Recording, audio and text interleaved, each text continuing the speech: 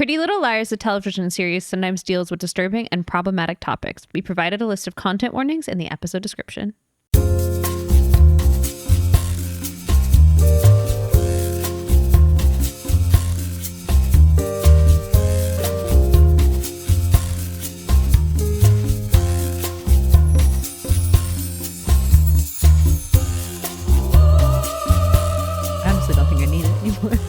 You know, you're a professional. I'm off book. Exactly. How many episodes have I done that?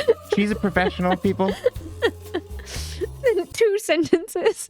Right. I'm a pro. I understand. Also, newbies hit your marks. We also we don't just edit in the same morning every time. No, because they'd see our different outfits. Exactly. Well, I'd have to go get a different file to then put it over here. You ready? This is all going to stay in, I think. Hello and welcome to Dead Ends. I'm Emily. I'm Brenton. And we have 2 new episodes of Pretty Little Liars Season 7 for you. Yes, and we still haven't even gotten to what I remember this season being about. So funny. So funny. And then we're, after this, 13 more episodes. Uh-huh. Yeah. Interesting. Because there's a lot that happens. Mm-hmm. There's a lot of things, both good and bad, that happen in the episode, but nothing made me more excited than when the FBI shows up to the Fitz residence and it's like, Nicole might be alive. And I rub my hands together because I know this car crash is coming along. This is this is going to really put that into motion, obviously. And it's something I remember so vividly because I was just first the obvious blatant racism, even at the time this came out, because it was 2016. This is not cool. And they're she was cool taken by revolutionaries. I'm what the fuck? What is this? It's it's coming out of oh god, Red Scare almost. Very different time. Yeah. If we get her, here's my hope. That she's a revolutionary and we give her with the Che Guevara cap at the end, Viva la Revolucion. Baby, I'm going to tell you right now, you need to put your expectations on the fucking floor. Yeah. Well, it's got to connect back to this plot somehow. Not even AD, but it's got to come back into Rosewood somehow. And it's just... Why do you think it has to connect? Yeah, I guess that's fair. This show has taken a new approach to this last season, which is... I guess it's kind of an approach they've always used, but it's just more evident in this last season where it's just we're just going to have plot lines for plot line's sake, but they're not going to be, it's not a line. It's more like a plot cul-de-sac. You're just turning around. Yeah, you're probably right. I mean, it's probably all gonna, well, when you put it that way, my hopes dashed on the rocks, but that it'll probably just be. I just don't want you to be sad. Well, here's a speed bump for Ari and Fitz. That's probably what it's going to be. It's probably all it's going to amount to in terms of importance. But I can hope. They go to South America. They see Nicole on a poster. I mean, some of your predictions are right, and some of them aren't. The cap? No. Damn it. Well, yes, I'm laughing because of how blatantly ridiculous that'd be. I do understand how 100% racist that is. Oh yeah, so, it's an absolute nightmare. It's bad, but you gotta laugh. You gotta laugh. That's kind of the motto of if you're watching Pretty Little Liars, you have to be okay with disturbing and problematic topics. Yeah, or not okay interpersonally, but you have to accept that that's a part of the journey. Mm-hmm. And you can critique them because it's fun. That's what we do. Exactly. And we'll see if it ends up on the silly fun side or if it ends up as the Invisible Children episode of Veronica Mars. Well, to be fair, who didn't get got by Coney 2012? God, the background. It was predating that. Okay. But there's plenty of other exciting things happening in this episode. There really is. There's a lot happening, and there's nothing that's more evident than this show just fucking gives it to any of our women side characters. just a drop of a hat. They are just going through it. Tell me more. They always okay. So I mean, Sarah gets caught. Sarah gets to come back essentially to be like a red herring, and then just like dies in a bathtub. Which also, okay, was Shower Harvey like a thing that was happening when she was on the show? I'm pretty last sure. Season? Yeah. So they know what they're doing. Which is fucked up. And then, Jenna is such a victim. Again, they always bring her back and it's like, ooh, Jenna, she's up to something. She's up to horrible shit. And then they do horrible shit to her. Like, she's absolutely 100%. Like, there's a lot of other things that she says here that I'm like, Emily, not you, but the character, should have really dug in here. It's like, there's so many questions that pop up. But they cross the line with Jenna so much. It's the fact that like Jenna like once again tries to kiss Toby that I'm just like, why did we need this? Yeah. Couldn't we have all moved on from this plot line? Which also that was a very romantic like thing that was happening there.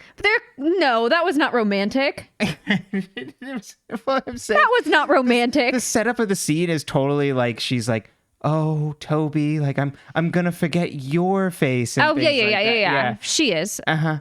And then he's like, well, okay, let me grab your hands and we'll put it on here all gently. And she's like, okay, it's happening. And he's like, what the hell? I mean, like, in this one instance, I really do see Toby's side. Like, if I knew someone and they're like, they were blind and they're like, oh my gosh, I'm forgetting your face. And I was like, oh, do you want to feel my face? Like I wouldn't think that was romantic. Maybe stuff is all in the past. I'm just saying the track record, the history. But it's not like he was ever romantic to her. No.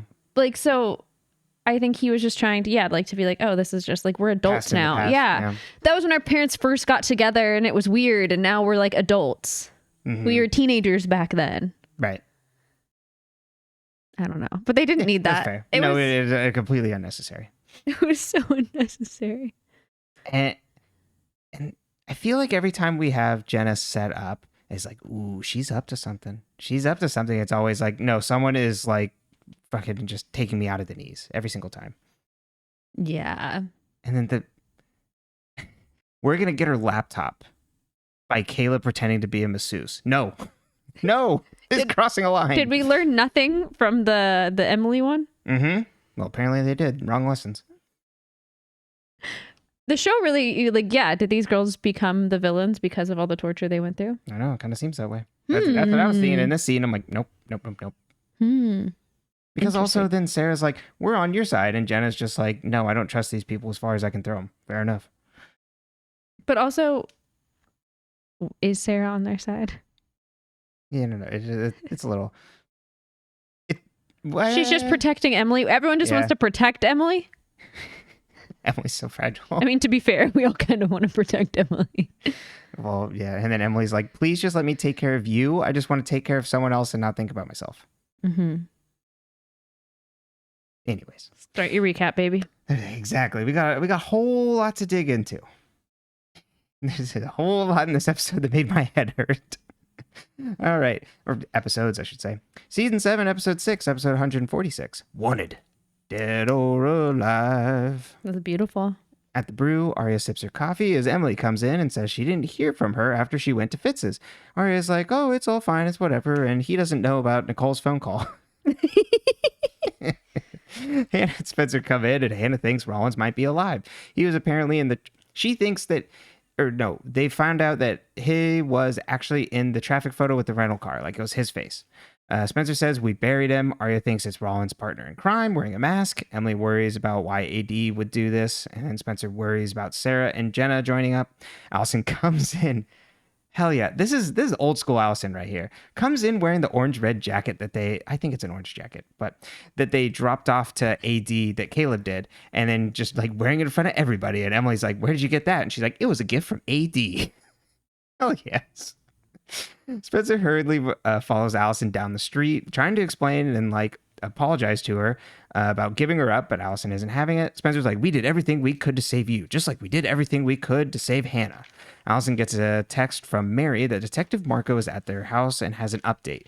Spencer then tells her that I care that you're safe when you're sleeping with Mary one room over.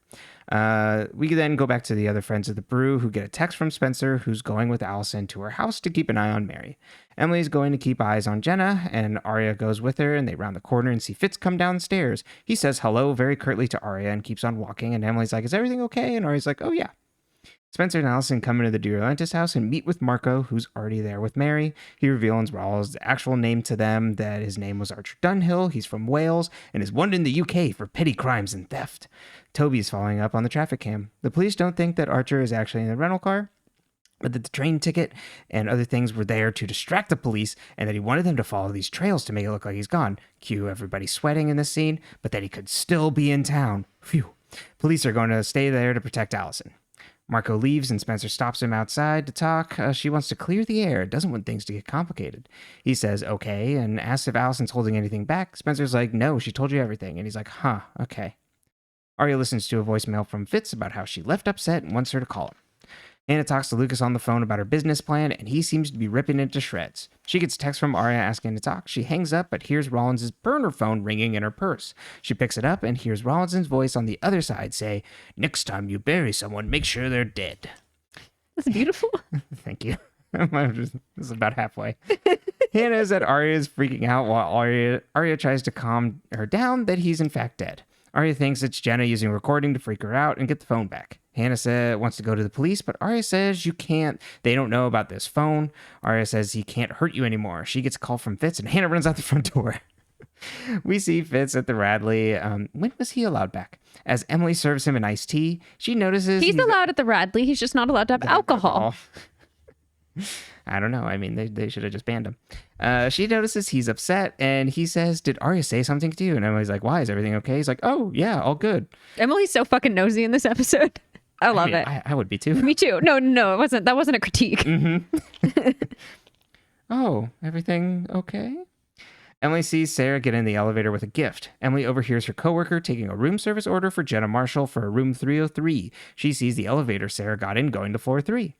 Spencer is at the Lost Woods. Okay, I don't quite understand the logic here of like why Spencer goes to the Lost Woods. It's like she's looking for Archer's credit card information to like prove to Hanna that he's not still around and kicking and like using it. Why the Lost Woods?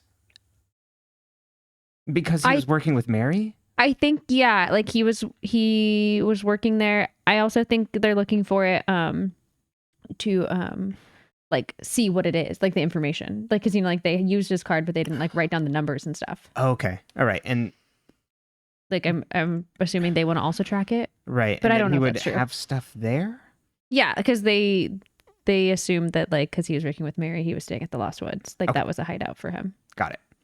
She goes to break in and then finds Mary inside who's holding a tire iron. She's like, oh my God, Spencer, you worried me so much. I thought Rollins was back trying to get me. Mary hasn't heard from him and she realizes Spencer is looking for him. Mary says if he was at, I don't know what this was. Okay, my notes are a little funky here. He's like, he would probably be dead already. Or sorry, if he was around, she would probably be dead already. There we go. Got it. Archer has a temper and would get violent. Mary is packing up her things and some stuff at Allison's before leaving.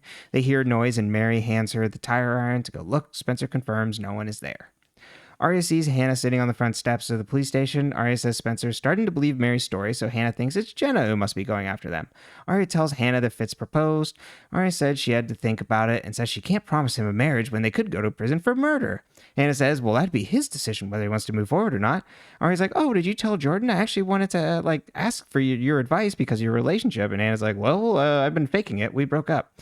Jordan and I weren't meant to be together, but you and Fitz are different. Don't let your relationship fall apart. They get up and leave, and the camera pans around to a bald man sitting in a police car watching them. Obviously a mask. Fitz sits at the Radley as Caleb comes over to say hi. They have a little bro moment as Fitz asks about him and Spencer. And Not a former teacher-student moment?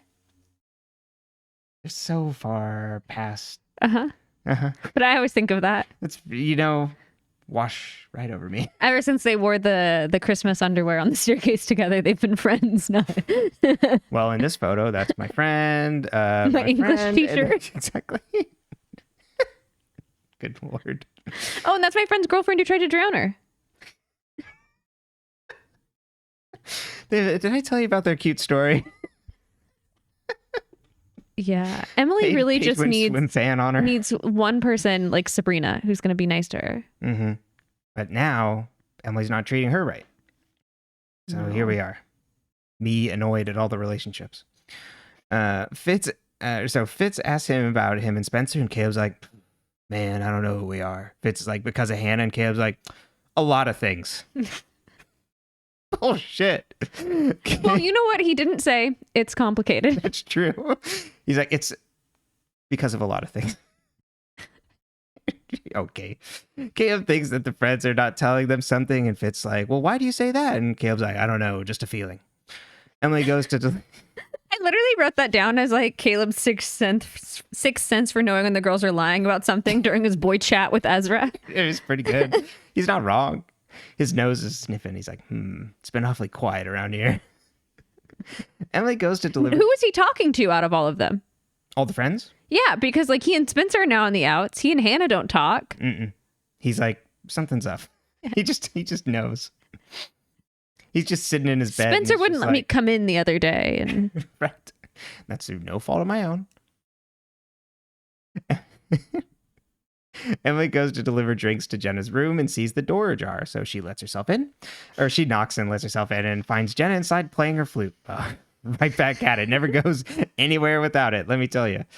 Emily drops off the drinks and decides to quietly sneak around and look at Jenna's laptop. The browser is open to car rentals in Baltimore. She closes the tab to find a folder on the desktop labeled Charlotte De Laurentiis.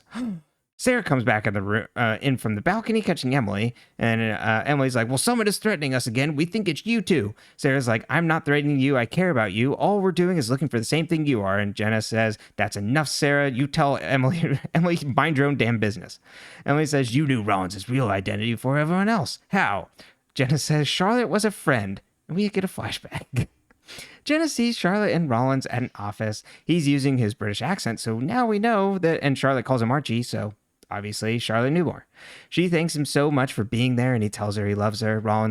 Archer leaves the room. Jenna says she was hoping to bring Charlotte good news. Charlotte's like, oh, you found my birth mother? And Jenna's like, nothing yet, but I will find her.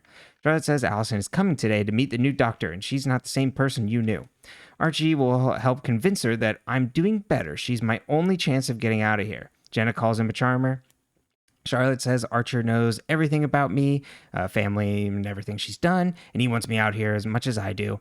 Jenna's like, well, Charlotte says, I'm lucky to have you two. Back in the present, Jenna helped Archer get a passport and a new identity so he could come to the States and be here. Jenna asked when she met Charlotte, just glossed over. And Emily asked when she met Charlotte. Jenna's like, I read about her in the paper, so I reached out. When I visited her, she already knew everything about me because Mona had told her everything, and Radley, when Mona was all hopped up on meds. I love that Jenna really took networking to a whole new level. She said, I read about this girl in the paper. Mm-hmm. I know Allison. I'm going to reach out to her. Right. Like, Allison's sister? You're going to reach out? Good God. Here's why me reaching out to my enemy's newfound sister is what makes me great at B2B business. Jenna Marshall's LinkedIn profile. All right, so Jenna, when I visited, she already knew everything about me. Oh, they became friends, and Jenna is upset Charlotte's dead and is wondering what the hell the friends were doing with Archer's phone.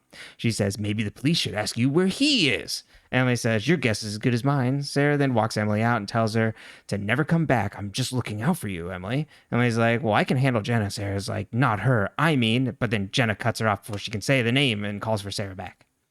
Spencer gets a text from Hanna asking to talk, and we see Spencer meeting with Caleb in the barn. Caleb tells her he's sorry and that she was right. He is confused. Spencer's like, well, we both made mistakes. I'm not saying it's okay, but I don't regret trying. I tried dating after Toby, but nothing ever felt the same and felt like I had no love until I was with you. She's hurt, but she got to remember what it was like to be in love again. Oof.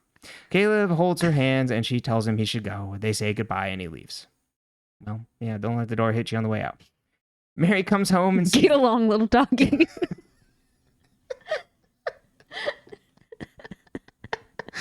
Oh my God. All right. So if anybody can put this together for me, please, I would love this image. At the end of Cowboy Bebop, every single episode, they had the little phrase with the text at the bottom, and it was that the last one, it says, "See you later, space cowboy."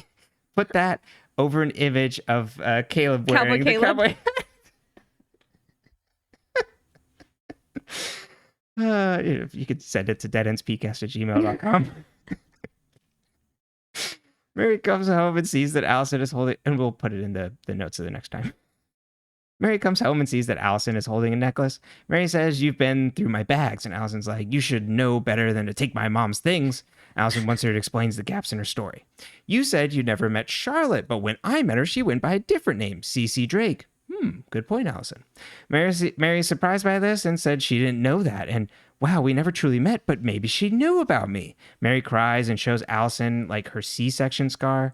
Mary says the doctor was impatient and took the baby out. I didn't even get to hold her. This is like also weirdly anti-C-section, I feel like. Not saying that there are doctors that abuse their positions, and there's lots of trauma that can come with giving birth. There's a lot of birth trauma. But I also am like, let's maybe not villainize C-sections. Like, sometimes babies have to be cut out, and that's okay. It'll be very interesting where this lands of how true the story is.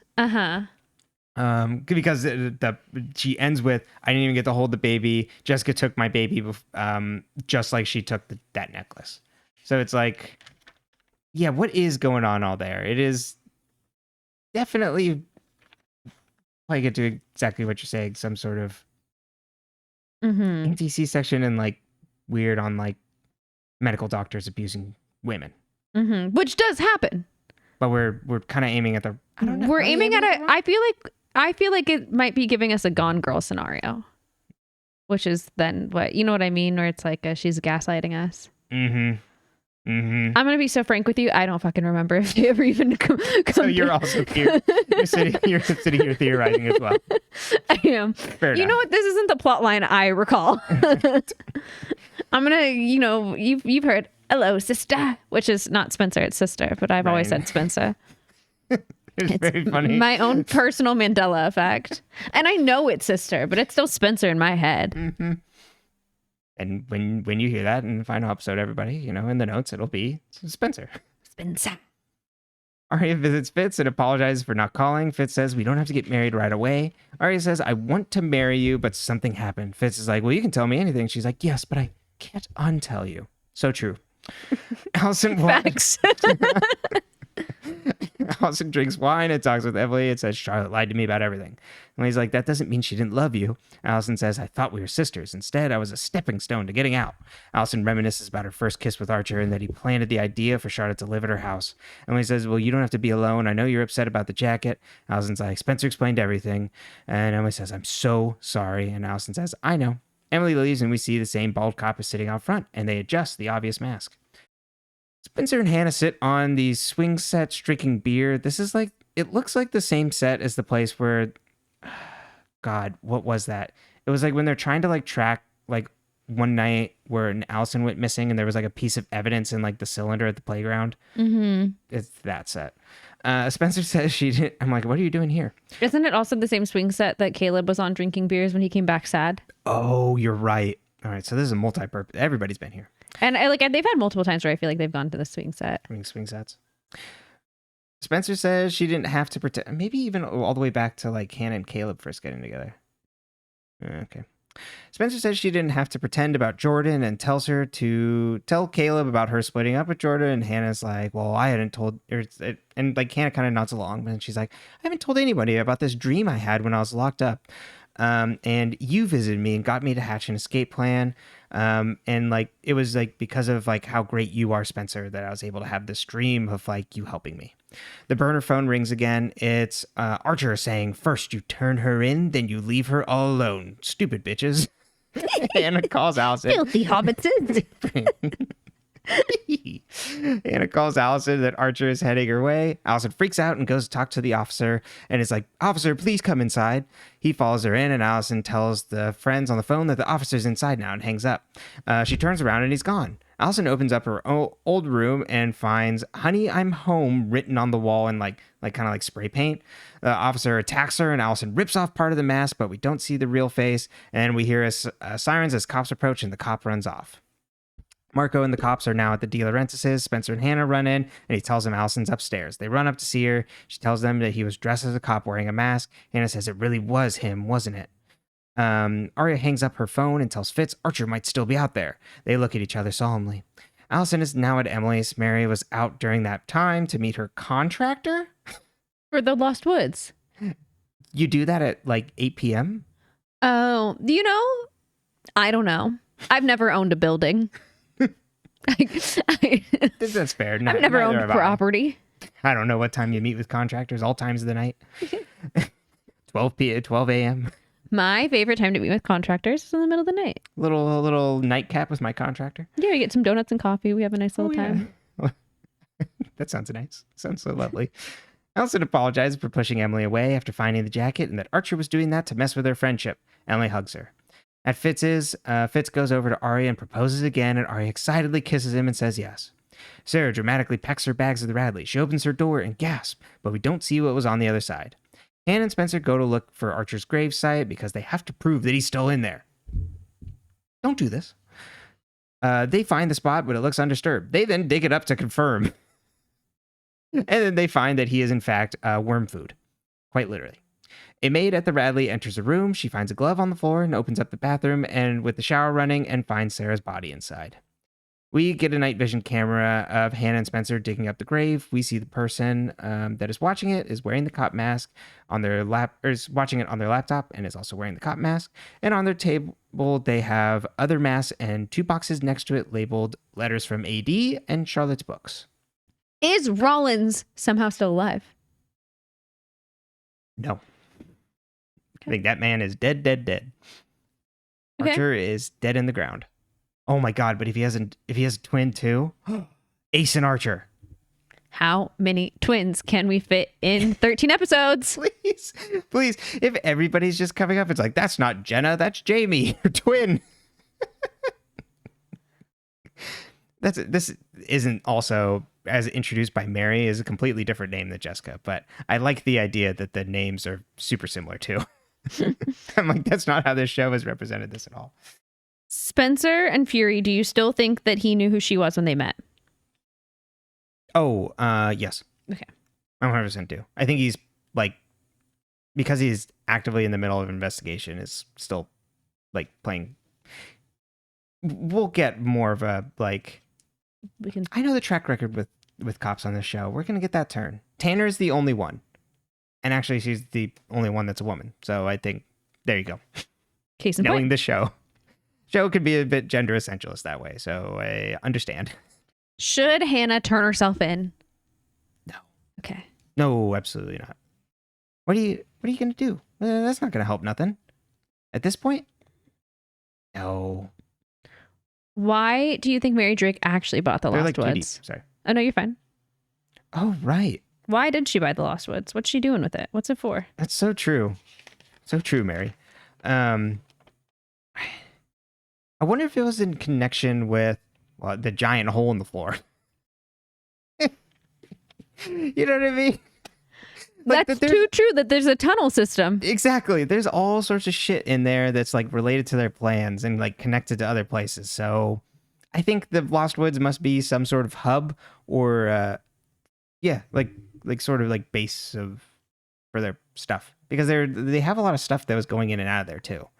So I think it's kind of like a home for a base of operations, and it's out of the way and has tunnels. Do we believe Mary's story about Charlotte's birth? I think, again, we're getting the truth, but not the entire story. Mm-hmm. So it's like what she's saying, like, essentially did happen. But the real uncomfortable shoe that's probably going to drop is, like, why? Mm-hmm. So, yeah. So I think you're probably on the money of, like, what are we going to get of this situation of, like, she's the victim, but, like, oh, she was actually real bad. I don't know, or whatever it's going to be. Some sort of, like, horrible explanation to paint her as a bad person. Fair enough. You know what I mean? Yeah. Who do you think Charlotte's dad is? Oh, boy. So curious on this one. It's got to be... Okay, so if we're going to put money on it at this point, I'm going to say Kenneth. Okay. Kenneth? Yeah, because then it would also be like Jessica being like, well, she's my daughter. Because she's a De Laurentiis. Uh-huh.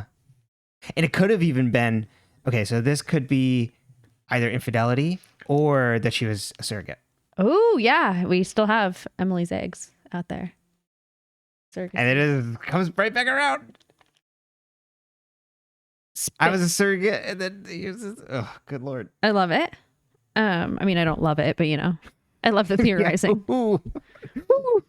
Dark surrogacy plot lines. Let's talk about the Spela breakup, and then we can move into like the Jenna Sarah kind of it all. Yeah. Caleb didn't even fucking cry. Oh yeah, that's the wildest thing. Spencer is like bawling because obviously she's had her heart crushed, and she doesn't even yell at him.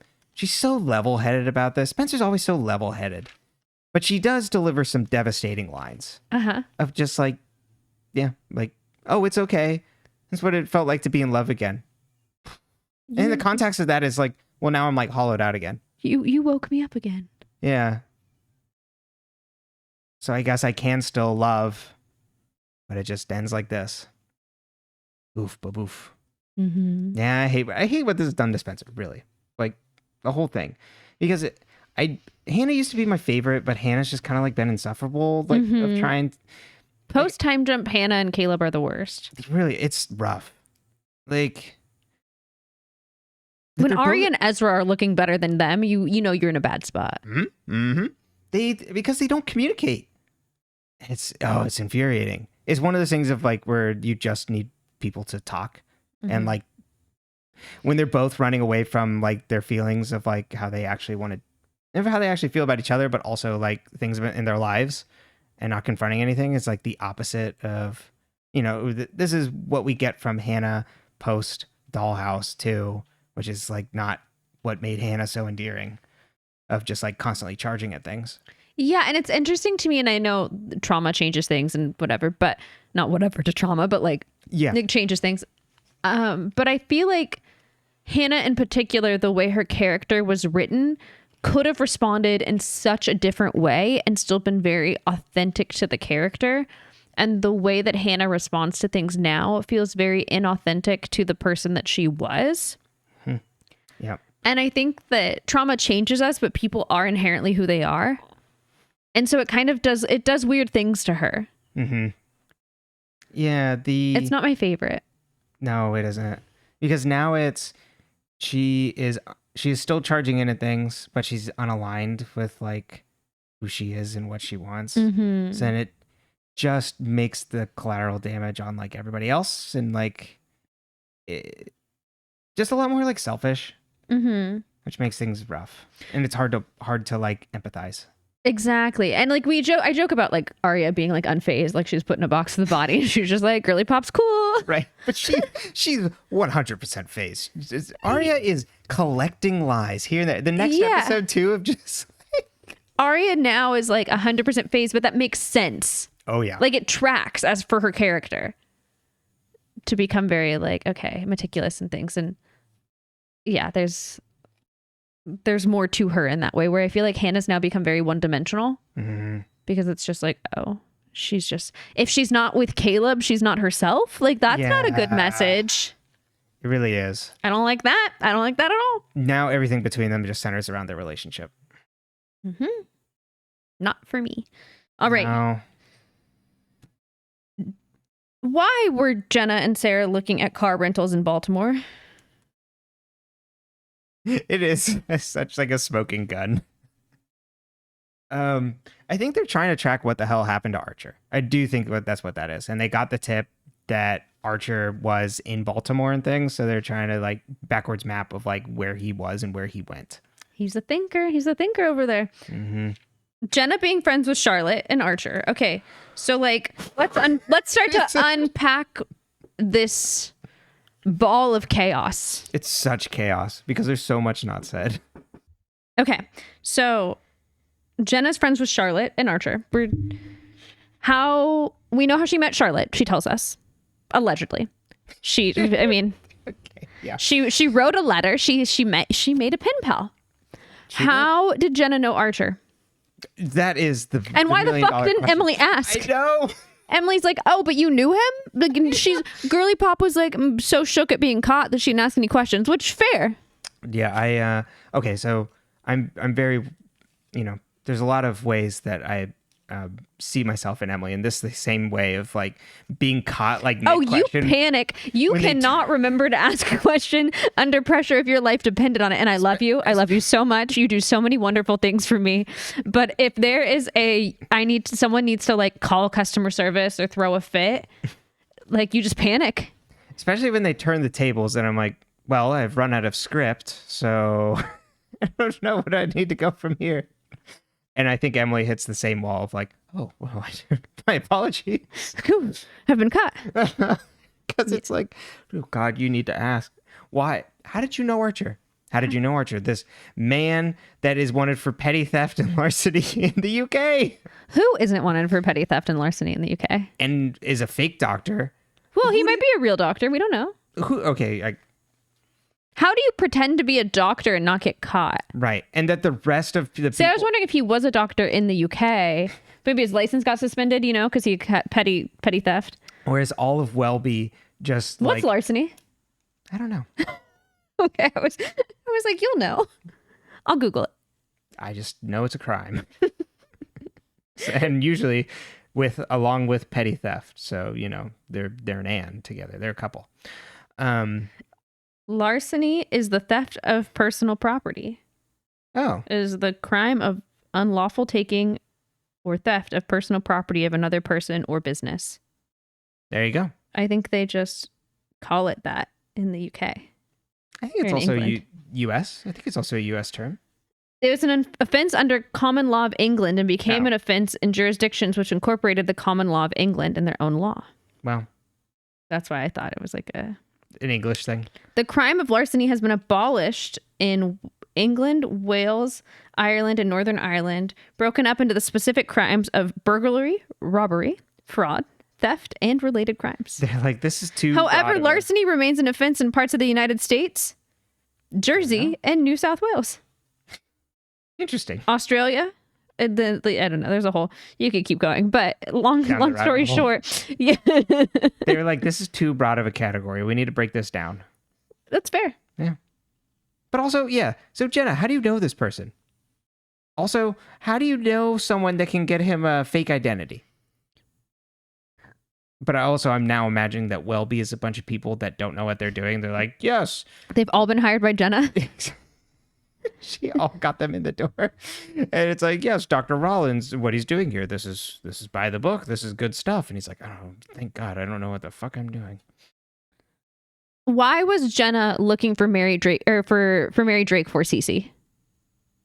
Why was she looking for Cece's mom for her? Right, because Cece must have known or seen a file related to Mary and found out that Jessica was not a real mother. I'm wondering if, Did Cece hide that file? Oh, that's a good question, because it'd be in the walls and she was like, navigating through there to get out. So yeah, that would make sense that Cece hid the file, like Cece found it and then like hid it. So like that, I could see that also. It's like, because like, I don't want this to get buried. I want to be able to like look at this and like try and be able to find my birth mother. Did Cece know everything about Archer, including the petty theft and larceny?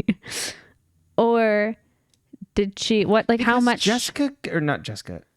Jenna got him the identity and stuff to come be with her. Mm-hmm. So she must have known. So then how did they get connected in the first place? Why did Jenna connect them? Or she connected them. Need them?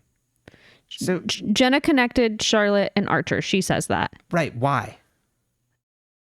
Hey, Archer, I've got this cool girl that you're going to love. To help. Do you think she was helping Charlotte get out? And okay. Do you think she felt Charlotte was wrongfully imprisoned? And it's like, I got this guy that I could get in and that could help get you out. Why would Jenna want to get Charlotte out, though? They're such good friends. Just because she hates Allison? Or she hates the girls? I think that could be a big part of it. And like maybe just found a common friend in Charlotte of like, yeah, I fucking hated them too. Did Archer actually love Cece? No. You don't think this was No. love? Ooh, no. Absolutely not. Man, con artist all the way down. Okay. Up and down. So who is pretending to be Archer in this? I guess AD, just to fuck with him. Is Sarah actually trying to protect Emily? I do think that's earnest. Okay. Who is calling off Roland's phone?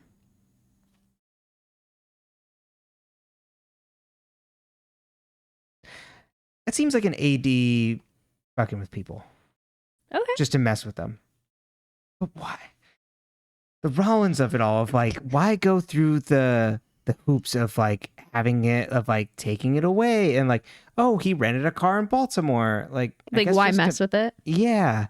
I guess maybe also to throw off the like Jenna crew, since they also seem not on the in of all that. There's just so much that I'm like, question mark, question mark. I guess it would be, yeah, maybe to throw them off too. And also be like, hey, I'm in control here to all the friends. And potentially be, throw them off the trail. And then it's just like, oh, look at them. They're digging up his grave. Time to record a little video. How did the fake cop get put on the force with a police car? Is this an inside job? Is it just Rosewood PD sucking? There's too many cops, they can't even recognize their own. No. I'm just imagining that this person coming in wearing this obvious mask gets hired by the PD, goes through the full interview process, and Toby's on the group interview. Right. Toby's like, I love this guy. He's so funny. He's yeah. He's no Lorenzo, but he'll do. You're gonna fit right in here. You ever notice that like the new officer's face kind of like droops and sags a little bit more than usual, and like doesn't seem to fit on right? Weird circles around his eyes. I don't know. I think it's probably the cops just sucking. Okay. And then Marco being like, God damn it, why did I take this job? I've got put on like the worst like district in the entire state. Should have never said yes to this. Mm-mm. Allie really needs to move out of that house. That's my yeah, absolutely. But let's take so Allison, we got a strong week of Allison, or a strong episode of Allison here. Mm-hmm. Backtracks a little bit when Jason comes to town. But I think her being like, I'm going to receive the jacket. I'm going to go meet my friends at lunch wearing this. Mm-hmm. Oh, yeah, this? Yeah, I'm wearing your guilt today. Designer. Selling me down the river. Exactly. It's so good. She's back. She's got that spark in this one. And then also it's just like, all right, Mary, time to talk. Mm-hmm. Give me some deets. Which, fair enough. No one else is asking these questions, but Allison is. Just a hard hitter. Mm-hmm. And she's like, I can't bring the other friends on this because they're just going to ruin it. Fair enough. I got to do it my own damn self. Spencer's coming over, putting her nose into this, and I'm fine here. Who was outside of Sarah's door and killed her? I guess that's assuming the person outside the door was who killed her, but I assume so because they show someone at the door and then they show her dead. Yeah, but I guess you're right. That could be like two separate instances. I'm gonna go with AD. Okay. You think AD did the murder? I think so.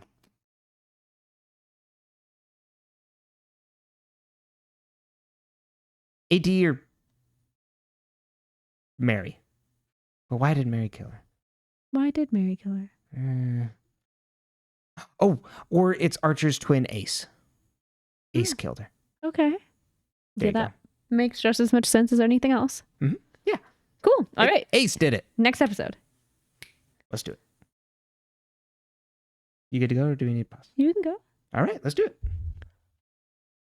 Took our break while the maintenance man was here. That's right. You didn't see that, but we experienced it.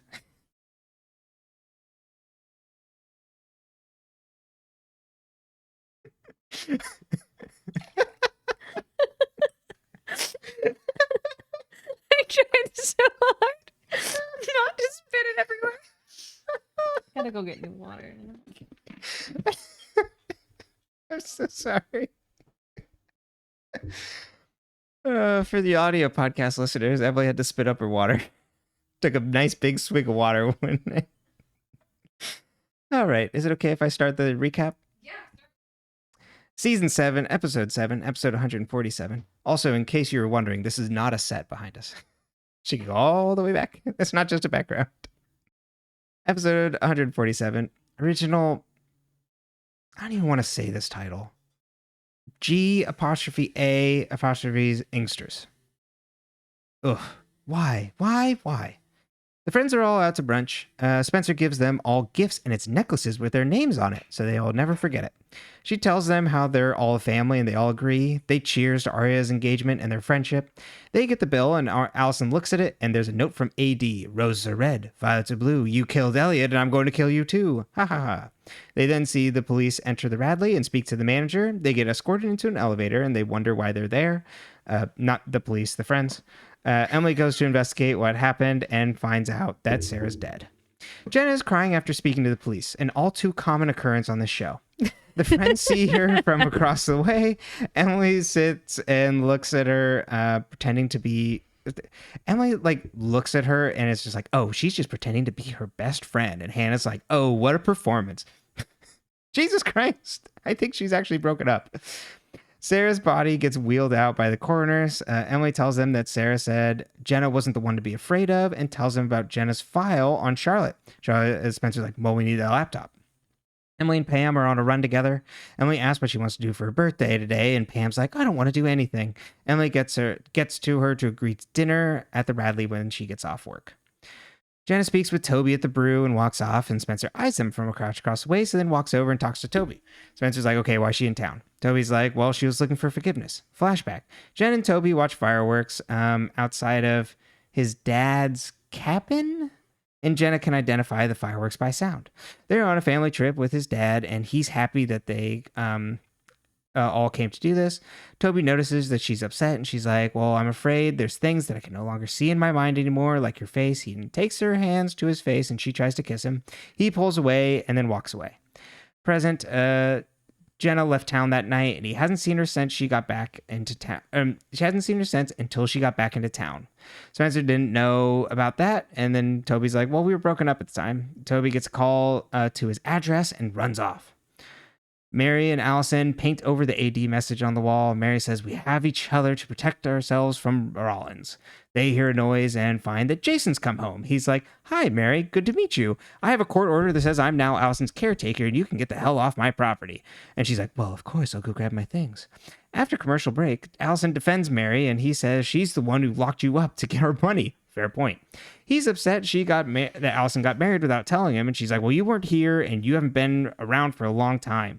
Allison's like, Mary has been helping me after all this, and I have no one, not you or Dad, just give her a chance. Where's Kenneth?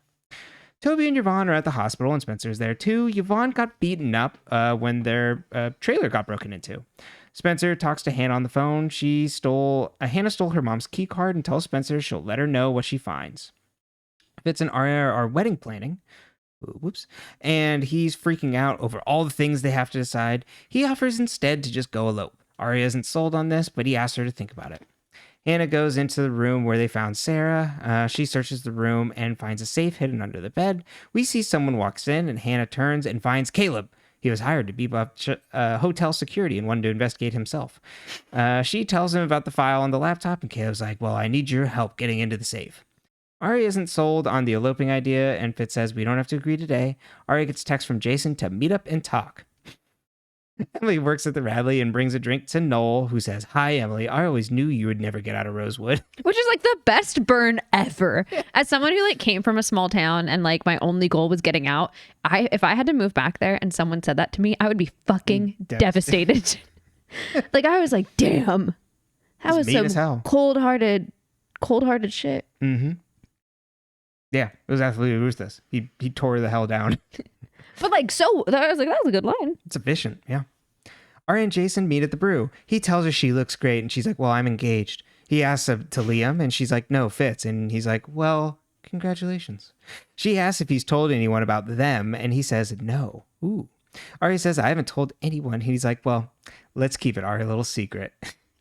He asked for her help with Allison, and she seems to be under Mary's spell. And when he left for Ethiopia, he found out that the Karasimi nonprofit had been drained of funds and that Rollins must have took everything. He's got an accountant trying to prove Mary's involved, but he needs Arya's help in the meantime. Cut to Caleb giving Jenna a massage, and she thinks that the hotel comped her a spa day. Is he a trained masseuse? How does he know how to do this? He puts hot rocks. Not well. Stuck hot rocks on her back and he like kind of rubbed her shoulders. I guess. He puts hot rocks on her back and looks through her stuff for the lockbox key. Spencer and Hanna are waiting outside for him to hand off the key. Spencer asks if Hanna told Caleb, and Hanna says no. Caleb then hands them the key to the lockbox. Hanna and Spencer go into the room and find that there's no laptop, but just papers in the lockbox. Spencer takes pictures of all the papers, and they hear someone come in. They hide under the bed. The person pulls the lockbox out from under the bed and sets down the file on the ground, and this is on Mary Drake that went missing from Toby's trailer that I didn't put in my notes. That's what got taken from the trailer when it got burglarized and Yvonne beat up. They put away the lockbox, and Spencer sees that it's Noel. He calls someone on the phone and he asks for Dr. Cochran, and it tells the person that he's running out of time and patience, and kicks the table. Emily and Pam get dinner at the Radley. Spencer texts Emily the update about the lockbox, and there's a bachelorette party that comes in. Hanna and Caleb look through the files, wondering what the code on the papers mean. Caleb notices that she's not wearing her ring. Caleb spots that on one of the papers is Mary's DNA. The code to Mary's DNA, not like blood. Emily and Pam are trying to have a fun time with the bachelorette party being loud. Pam says she feels guilty having fun without Wayne. Emily encourages her to continue living life, and then Emily sees Noel at the bar. Allie, Mary, and Jason have an awkward family evening at the G. Lawrence's. Their doorbell rings, and Jason's like, oh, I hope you don't mind. I invited a friend to dinner, and then brings back Arya. Imagine if you're Allison. What the fuck? Spencer goes to see Yvonne. Yvonne has a cracked rib, but she's okay. Toby comes back into the room to get her to sign release papers to leave the hospital. Yvonne leaves to go sign the papers. Toby found that Mary's file was gone from the trailer. Oh, sorry. This is when we find out. Spencer tells him and Yvonne to get out of town. He asks what she knows. Spencer's like, well, you can build her a house anywhere. No one's really ever safe in Rosewood. Emily apologizes to her mom for the... Pencil that for later. Put a little pin in that. Yeah. Uh-huh. Yeah. Emily apologizes to her mom for the loud party at the Radley, and Pam's like, it's okay. Waiter brings over drinks with a note that says, sorry for the noise. Hope these drinks make up for it. And it is also a tiara, so it's a peace offering from the Bachelorettes. Pam then goes and joins the Bachelorettes' fun. I thought at first this was going to be like, ooh, AD's like messing with them today. No, it was just a nice time. The girlies were just having a party at the Radley. Yeah, fair enough. At the De Lawrence's house, Allison is mad that Jason isn't giving Mary a chance and is like, Arya, what the hell are you doing here? Arya's like, Jason is worried about you. Allison's like, well, you think she's playing me too? And Arya says, yes. Allison's like, if she stole the money, why is she still here? Arya's like, well, I think you want to accept her more than you should. Mary comes back with beak Wellington. She's like, my specialty. Jason's like, that was my mom's specialty, and you also stole her necklace. But also, isn't Arya a vegetarian? Or is she not anymore? Or is she just going, nom, nom, nom. Just not eating it. Yep. Jason's like, that was my mom's recipe, and you also stole my mom's necklace. Allison covers for Mary, and then Mary's like, I understand why you feel that way. Like, your mom kept us apart, but I did see Jason recently. Dun, dun, dun. Flashback. Jason to visiting Aunt Carol's after he had almost got crushed by the elevator. And this is where Jessica turns him away from staying there. And then we see that Mary was inside the house. So I thought that Mary was there, but just like had her hair like Jessica. No, she was just inside the house. Jessica and Mary's looking outside, looking sad, and Jessica tells her to pull herself together. Mary's like, I really, like, I just found out, like, my son is dead, like, and, like, what happened? Jessica asks Coulter, and is like, I won't tell you what happened to Charlotte. Jessica says, you may have given birth, but he was my son, and don't you ever forget that. This is where I get the surrogacy thing. And pronouns, I'm obviously using he there, but I think it makes sense in the context of this, of, like, how they're, like, talking about. Yeah, because Mary Charlotte doesn't know that Charlotte is Charlotte. Yeah. Present, Mary says Jessica locked herself in the storm cellar until she left, and Allison's like, excuse me, storm cellar? Arya's now at the Radley talking to Emily. She says the storm cellar was surprised at Jason and Allison and that we should check it out. Pam invites Emily over to party with the Bachelorettes. Arya's like, well, I can't investigate tomorrow because Fitz wants to elope. But I couldn't do that, not to like all you guys and all my friends. I want you there. Emily's like, well, if that's what you want, go do it. Arya's like, well, I can't do that to you. And Emily's like, looking back in 20 years, you won't be remembering the night you broke into a storm cellar to try and catch a killer that you think, and there's the person harassing us that is making our lives miserable. You won't be thinking about all that. You'll be thinking of this beautiful elopement you just had. Arya's like, you know what? I'm going to go get married. Caleb is working on the code, but isn't having any luck. Hanna tells him that Jordan and her broke up. He asks, well, are you okay? She's like, it's just weird having someone be close to you, and then they're out of your life completely. Caleb's like, well, it'll get better. And Hannah's like, I'm not talking about him. Are we still friends? And Caleb's like, always. Ugh. Ugh. Pam continues to party and has big plans with the Bachelorettes tomorrow. You know, this is exactly, you drink a lot, you make all these plans, you know. All of a sudden you're going hiking at 7 a.m. tomorrow. Exactly. You're not going hiking at 7 a.m. Yeah. You're going to be having some hash browns. Maybe. It's midnight. Yeah. You're not going to have anything at 7 a.m. You might still be true. up. Yeah, you're going to, exactly. Pam gets Emily up to dance and they have a good time. Toby visits Spencer at the barn. He tells her, oh, hey, let me just drop this on you. I didn't start building the house for Yvonne. It was actually for you, but you know what? In the seconds it took me to bring her to the hospital. To get to the hospital. I knew I couldn't be without her. I literally... What the fuck? I remember the first time. I remember this time watching it, and I don't think I felt any less rage the second time. You gotta be kidding me. This is what you come over to just dump on Spencer? Well, I'm sorry that you don't love your fiance. That's not on me. Well, but he does, you know, he can't imagine his life without her. Yeah, after she was in mortal peril. I was still going to continue to build this house anyway under false pretenses. Don't worry about that. He's going to get out of town with Yvonne to Maine. He's going to go to Stephen King country. Spencer says that sounds perfect. Toby's like, well, it's close by, and then tells her goodbye and leaves. Yeah, just leave. Go. Shoot. Get out of here. Get along, little doggy. It's 2 for 2. That's right. Toby does not deserve the space cowboy meme treatment, though. The friends minus Arya go to Aunt Carol's to find the storm cellar. Spencer finds it underneath some branches. They go downstairs and find maps all over the walls. There's a file cabinet that says leads with files for each of their names in it. They think it was Jessica and that she was investigating them. There's no file on Arya, though. Really feeding that Arya's A, huh? Allie wondering if someone took him, and Allie wondering if someone took him. Spencer finds Mary's took it. Spencer finds Mary's medical files. I said it a billion times. I was like, who's he? Allie is wondering if someone took Arya's file. Spencer finds Mary's medical files. Jessica was in charge of Mary's care and even authorized electroshock therapy. Emily finds out that Mary had a second child. Dun, dun, dun. They realize that Charlotte has a brother or sister that might want revenge. Hanna says, great, now you have another cousin who wants to kill us. Yeah, you know, sometimes Hanna still got it. Ding. Fitz and Arya pack when there's a knock at the door. It's the FBI asking about Nicole. They have reason to believe that she may be alive. Arya's like, I should have probably told him about the phone call. In the storm cellar, there's photos of all the friends and Allison when she was following the friends. Red coat, wearing the Vivian Darkbloom wig, gone too soon. Allie realizes that Jessica never stopped searching for her, even though she was buried her alive. I'm touched by my mother. That was so nice of her after she tried to, cover me up.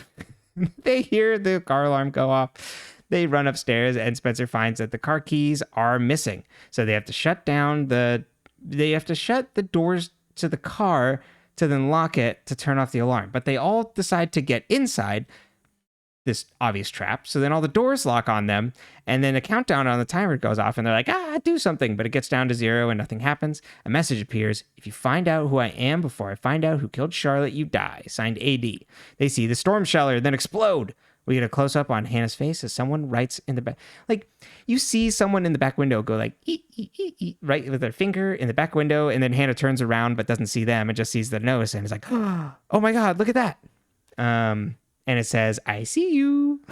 I will say, though, I think part of why Spencer freaks out and tells them all to get in the car and they just do it is because A used to blare the horn at them. and they specifically did that to Spencer when she was in the bunker. And so I think she's extra sensitive to like the blaring. You have to close the doors inside the rooms because that'll stop the alarm. Well, but I just mean that like she was trying to come up with the quickest way to turn off the alarm because I think the blaring alarm is very triggering to Spencer. Right. I was just right. And then you follow you had to close the door to turn off the alarm. I wasn't going that far though with it. I was just saying like I think she just panicked and that was her first thought was like, oh, we can turn it off by closing all the doors. So everyone get in and close the doors and then we can turn off the alarm and drive away. I'll buy that. That makes me feel better about it. Because I was like, really? And maybe she thought the keys were in the car if they weren't in her hand. I'm like, you're all getting inside? Oh, I have one more bullet. In a nondescript room with the boxes from the previous episode, someone comes in with files for Noel and Arya. They put the Noel file in the trash and pour whiskey on it and light a match. The end. All right. Who was Sarah referring to when she said Jenna wasn't the one to be afraid of? I already asked you this. Did I ask you this in the last one? If not, answer. You might have. I don't remember. I don't think you asked, actually. I don't think so either. Yeah. I wonder if it's Mary. Okay. Because I wonder if they're really investigating Mary right now. Okay. And Mary's whatever relationship was going on with Archer. And that it's like, Mary might be more dangerous. My best guess? I don't think it's Noel because Noel was working with them. Okay. Even though Noel beat Yvonne the hell up. Mm-hmm. Which is dark. But he seemed to be working with them. So while you have good reason to think that Noel you should stay away from, I also think that that's not who she was referring to. Okay. Let's go into Jesus, Jason. He's here, everybody. He's risen. Go for it. I said he's risen. He's exactly the sort of like white Jesus that you see in churches now. There's the same hair. He's got the same beard. And he's like, Arya, my child. Or Arya's like, the Mary Magdalene to him. Or like the guys that post like spiritual stuff on Instagram. And they're like, you've got to ground yourself. Mm-hmm. You've got to stop drinking all those things with harsh metals in them. And I'm Right. like, it's water. You have to make sure that you get all the harsh metals out of you and not get any vaccines. Yeah, no. So we don't trust those people. We don't like those people, and we are anti them. It doesn't seem like Jason's an anti-vaxxer, though. He just seems like he's got long hair. Exactly, and he went to Ethiopia doing nonprofit stuff. Again, just general white people being like, "We need to help South America." Why doesn't Jason trust Mary? Sorry, Africa. Jesus Christ. Why doesn't Jason trust Mary? And is he right? I mean, if I was Jason coming back in and I heard that she was involved with the person that got Allison locked up, when he says that immediately, I'm like, yeah, he's 100% right. Of like, she stole our money Also, and locked you up. Yeah. Also, like the whole she dressed up as our dead mom to convince you were crazy. Yes. Girly twirly pop. Uh-huh. He's like, the Scooby-Doo shit is a lot less funny in real life. Yeah, yes, he has every reason. Even if like Mary is like completely outside of all that shit, is like on the up and up of like being nice to Allison, that's fair enough. That's like more than like qualified to be angry with her. And yes, yeah. What happened with him and Arya? Oh, he's very lovey-dovey to her. It's very much like, oh, hello, back in town. Yeah, did you miss me? Mm-hmm. Oh, and he seems to know a lot about her personal life, doesn't he? And why is she so set on keeping whatever happened between them a secret? I know. Isn't that interesting? And yet she's still okay with going with him to the dealer at his house for dinner. Mm-hmm. If I was Allison, I'd be like, oh my God, I just saw a hawk fly by with something in his mouth. Do you think it was like a mouse or something? It was like a little thing. Either way, this is what happens when we're near a window. I'm like trying to like put my sentence together, and I'm like, Jesus Christ, a fresh kill. But back on page here. I'm not saying we were ever professional. I am saying things have been plummeting since about 2 weeks before we moved. It's a little bit off. The general zaniness of these episodes lately are Well, at least this week specifically. adding Last to week, it. not so much. But yeah, definitely adding to it. But yeah, if I were Allison, I'd be like, what the fuck is she doing here? You're my friend. You're supposed to be on my side, helping me out. Mm-hmm. If I were Allison, I'd be just about halfway done with everybody else. Mm-hmm. Should Arya and Ezra be eloping? You know, Just get it done. maybe they don't want people asking questions. Hey, so, oh my God, Mrs. Moncella and Byron, it's so nice they got together. Where'd they meet? What happened? Where did they meet? They're so cute together. He looks a little bit older. What is that? They go to school together? Also, Arya is carrying into this relationship not just the guiltiness of murder, of killing someone. But Fitz knows about the murder now. Right. We But now assume. she's also just collecting all these other things. Like, well, he doesn't need to know about Jason and I, and that maybe I'm like still like going over for dinner on his behest, and we're like talking about these things. She did it for Allie. Yeah, but she's just picking up new things. It's like, here's all these little things. He doesn't need to know about this. He doesn't need to know about this. Nicole called. Why tell him? Speaking of Nicole, what's going to happen, baby? Imagine. Crowd before of people from the town, the city. She was at Columbia, right? She's in Bogota. She's got a crowd around her. She's up on a box. There's lots of people. The police are on edge. She's wearing a cap. She shouts to the people, "Viva la revolution!" The police get upset. A riot breaks out. But she gets taken down. But the hope is alive because of her. And they successfully do a coup d'etat on the government and install a socialist government. Do we know what was happening in Colombia at this time? I have no idea. Was anything happening? I don't think so. It's mostly just like she's talking about like that they were like building homes. Yeah. But I really don't know what was happening in the mid 2010s. I know they recently they had like just recent elections. So like I think it is a much more developed country than this show is like trying to tell you. Mm-hmm. Okay, let's go to Toby. Is Toby right about Jenna? Is she in town looking for forgiveness? No. She knew Archer. She calls him Archie. Archie Andrews. She is definitely there on an agenda around Charlotte and her murder. I think she does want to find out. Okay. Toby, I was building a house for you. What is this, The Notebook? It's very The Notebook. He's building the house that they like designed. Oh, okay. I'm pretty sure. I've only watched that movie once or twice. But is he pretending to build it for his new fiance? And I think he's building it for himself. Okay. Like it's just him. I think he's creating a haunted house for himself to live in, you know? Ooh, how nice. Ooh, and things pop out of the wall and all that good stuff. But like, my God. And then to say that, okay, if he had said that and been like, you know what? I realized I thought I was building this house for Yvonne, but I've been building it for you. I was lying to myself, yada, yada, whatever. Right. You'd be like, okay. But no, that's not where we are. He's just pretending the entire time that he's building it for Yvonne. That poor woman. She needs to get out of that relationship. She does. Can we pause really quick? I just got really hot. Okay.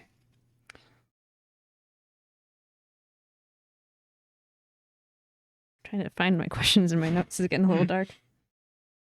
Why did Noel steal Mary Drake's file from Toby's house? And did he have to attack Yvonne to do it? Like, Jesus, man. Noel's bad news. I mean, I don't like him in general. But like, that's really fucked up. He like cracked her ribs. He sent her to the hospital. Like, that's dark. Like, that's brutal. And then it's just like a minor thing that we talk about.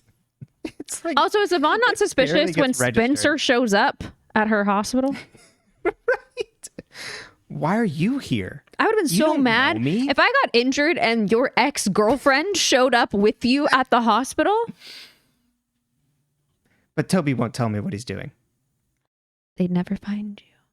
Jesus Christ. Yeah, like, that's so messed up. Yeah. Why are you visiting me? You don't know me. Why was Jessica investigating the girls? Just, didn't know who killed Allison. Wait, actually, she thought she did.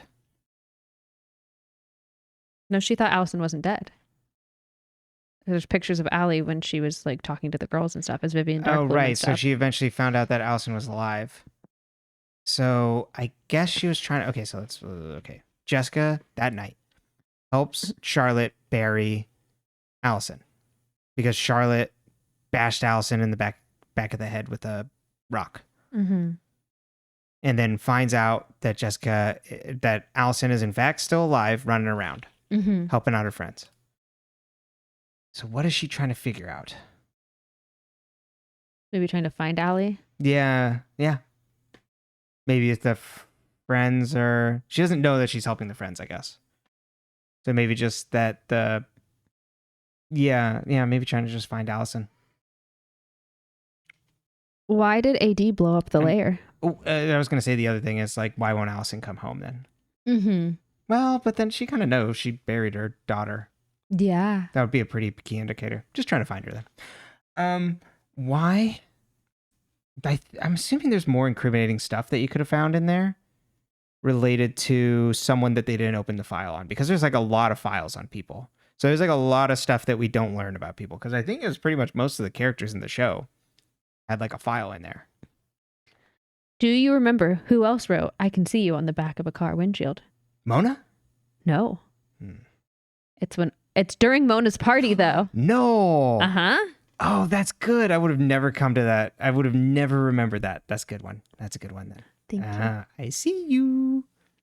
Noel's just around. Why did... I could see Noel like torching the place. Fair enough. Why did AD or whoever, maybe it's Noel that hadn't seen them, then why did they keep Arya's file and burn Noel's? I assumed that they were... I didn't even think that was actually Noel doing it, but now that you mentioned that the relation of writing "I see you" in the back of the windshield, that could be Noel. But either way, I thought they were covering up Noel's file. Like, whatever the Jessica had on Noel, it could also be what Allison had on Noel. We still haven't figured out what the hell that was. And he seemed to want to make a break for it, right? Because he's like, Allison could turn on me at any second. That was the last we heard of him. So he could have aligned to anti-Allison forces. Yeah,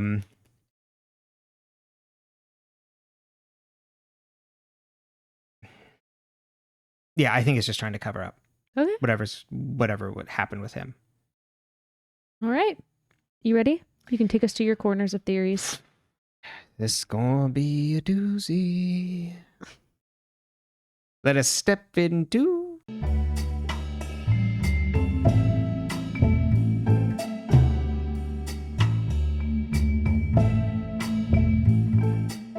Theory Corner. Welcome to Theory Corner, everybody. There is so much stuff that gets dumped on my doorstep that I just don't know what to do with. The Archykins. Get it? Forever Riverdale. Forever. It's just too many brain worms, much like Archer. Actually, much like Robert F. Kennedy Jr. Oh, yeah, I've seen that. Yeah. Little news tip zing for you. Okay, speaking of brainworms, coming back. Archer, like, what the hell? Like, how does Jenna know him? And how does this end up getting back into Mary? So I assumed that maybe Jenna then connects the two of them because, like, Jenna happens to track down Mary and on behalf of Charlotte, and Charlotte is with Archer. So then Mary works with Archer on trying to bring her over and meet her daughter. And then that's when Archer plays her. And I don't think Archer ever really loves Charlotte because that's all part of stealing the money, and then gets Mary involved on that one after Charlotte dies. Like, wait, well, we can actually instead steal their money to get revenge for your daughter. But Jenna knowing him beforehand, what is the relationship beforehand? They're just chums? I don't know. Huh? Emily, you got to ask these questions. Not you, Fields. I was like, what the fuck? I do. And, it's never going to get explained of like, who does Jenna know that can like forge false identities and things? Wouldn't you like to know? I wouldn't. Actually, I wouldn't, because it would probably be in absolutely nothing. It's like, hi, I'm John. And it's like, wow, we had a fun time visiting John in his like fake ID factory shop. Like the mask guy? Yeah. It's like, or the doll store with the creepy kid. Right. Yes, the doll store where it goes nowhere. It would probably be exactly that. But I'm just curious. And then, okay, so we got all that. And then whatever the hell happened with Mary and Charlotte's birth, but then also has another child. Mm-hmm. So is that child also similarly taken away? Because it's in Jessica's files, and Jessica, this would have been when Mary was in Radley, that she had this second child. Do you think the children have the same father?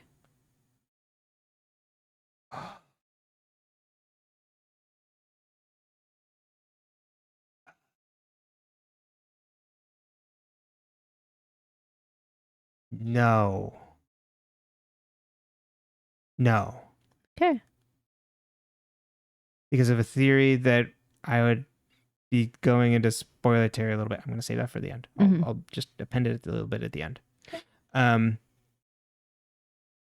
so we'll come back around on that.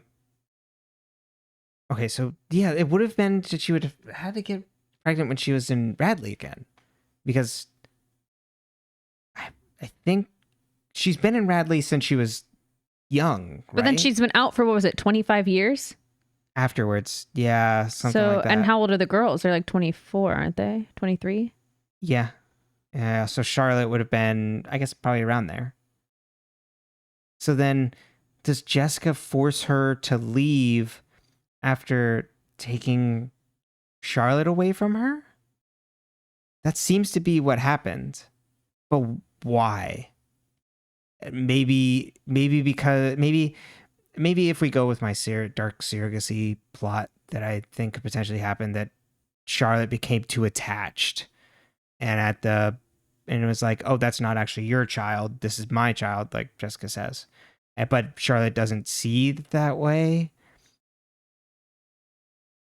You know, I guess getting into fears around surrogacy. I don't feel good predicting that, but that could be one avenue we take. Mm-hmm.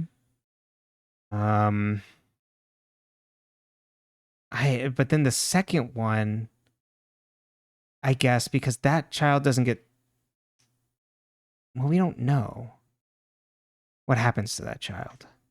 It doesn't seem like that child got taken away, maybe? The child's just not mentioned, so we don't know. But question mark all over that one. Okay. Okay, where else we gotta go? What's up with Noel? Who's Dr. Cochran? Someone at Welby, maybe? Okay, so we're looking at the connection. We got so we have the connection with, seems to be working with Jenna, has access to the room that Sarah was in, that also had access to the lockbox with information and papers that it contained Mary's DNA, which could potentially be Mary's DNA test for her children, with potentially Charlotte, and that could be what Jenna was helping doing, and that could also be somehow a key to AD coming after them. And that's, who do you think? But then, is Noel then working with AD? Maybe, because I'll go back to my original theory that AD is working with Mary and all them. Okay. To get revenge, was part of their thing. You look so physically uncomfortable right It's now. so hard. You see the steam leaving my ears right now. Like, I saw you reach for your back. It hurts. He's carrying the weight of the show. Oh, I wouldn't say that. I'd never say that. Oh, I meant like Pretty Little Liars. Okay, yeah. Well, they keep giving You carry the weight of the show too, baby. You got to do the predictions and the summaries. I just ask you questions and try not to give you spoilers. I'm like Sisyphus. They give me new information, and that's my rock. Just up that hill every week. It's so hard this week. In comparison to other weeks too. Okay. So ADs was part of their crew, but it seems to be like different faction splits of like that they didn't seem to get along with Archer because Archer didn't get along, and so Jenna was like only interfaced through Archer, so then is wondering what the hell happened to him now that he's gone, and so AD is now using that information to confuse both them and the friends, but is still maybe in contact with Mary to try and get after them. Okay. Okay. Good job, baby. Thank you. All right. So I mentioned getting into heavier spoilers. I'm going to do that here. So if you don't want to know all that extra bits of information that I half have cobbled together and seen, you can jump ahead to plugs, or we'll see you next time. Okay. In 3, 2, 1. So AD, I think, is Mary's child. Like that's this pointing is similar to seeing Charles, and it's a De Laurentiis. So then you like point, they're similar how we got that reveal. Mm-hmm. So I think AD is Mary's child. Mm-hmm. We'll say daughter. Don't know for sure. But that it is also twins with Spencer. Mm-hmm. So then that could be that Mary was out and Peter had a affair with Jessica, but maybe that was actually an affair with Mary, and Mary was either pretending to be Jessica or that fully but we know he had an affair with Jessica because of Jason. Jason is so then Jessica's. Maybe Mary and his. had an affair. Maybe Peter's just getting around, and that Spencer is also a dirty secret kept by the Hastings, and that Spencer has a twin. Okay. There's something else I was going to throw in there too. So according to your family tree, Allison, the only child of both De Laurentiis. Of Kenneth and Jessica, yes. Jason, child of Peter and Jessica. Wait, but also in my theory that it would also include Charlotte, because Charlotte would be a surrogate. But like Charlotte goes, my birth mother, even though she was carried by Mary. Okay. So but it would still, technically be Jessica and Kenneth. Okay. So Allison and Charlotte would be biologically full sisters. Yep, exactly. Okay. And then Jason is their half sibling because they have the same mom but different dads. And then Spencer, unnamed child, are twins, and they are of Mary, Drake, and Peter. And they are half siblings to Jason because they have the same dad, and cousins to Allison and Charlotte. Yes. Okay. And half siblings to Melissa. Oh yeah, and Melissa. Yeah. So then and Jason also and Melissa are also half siblings. Yeah. But we knew that because that's why everyone got weird when they tried to kiss. Fucking Jason has been he needs to get out of that town. Yeah. He has dated he was out of that town. Too many of his siblings that he did not know to be fair, about. I think with Melissa, it was very, they nipped it in the bud pretty quick, and he knows. Right, yeah. But just keeps happening to him. Poor boy. No wonder he likes Arya. He's like, you're not my cousin or my sister. What are you doing? What are you doing hanging around with your sister's friends? It's college girl, too? What are you doing? Because everyone his own age is his sibling. I guess. Fair enough. Tries to go get the hell out of the country. Okay. Any other final thoughts, Bibi? No, I'm kaput. Okay. Then we should capo. Capo? Go. Capoed to the polls. I'll see y'all next time. Goodbye. Oh.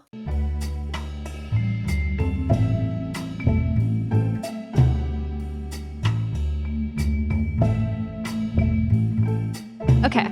Ow. Your head hurt? Brain hurt? Brain hurt.